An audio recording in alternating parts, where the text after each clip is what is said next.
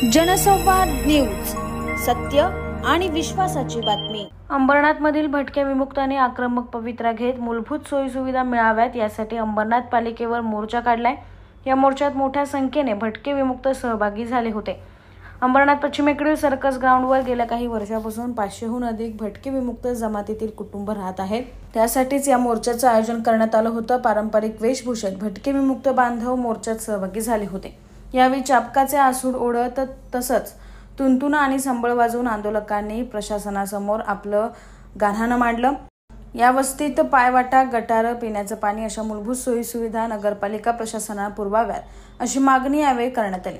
यावेळी आरपीआय सेक्युलरचे नेते श्याम गायकवाड तसेच भटके विमुक्त सेवा संस्थांचे अध्यक्ष भीमराव इंगोले उपस्थित होते।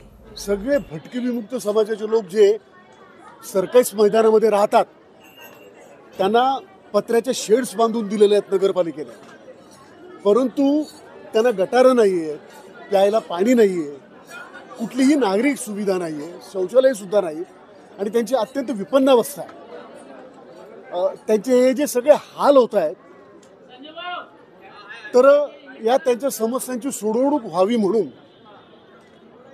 भटके विमुक्तांच्या सर्व संघटनांनी मिळून हा मोर्चा काढला। इथं सर्कस मैदान 5 ते 30 कुटुंब आहेत।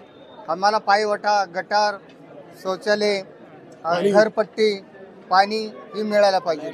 जनसंवाद न्यूज, सत्य आणि विश्वासाची बातमी। आजच सबस्क्राइब करून बेल आयकॉनला क्लिक करा आणि पहा ताज्या घडामोडींचा अचूक अंदाज आपल्या मोबाईलवर।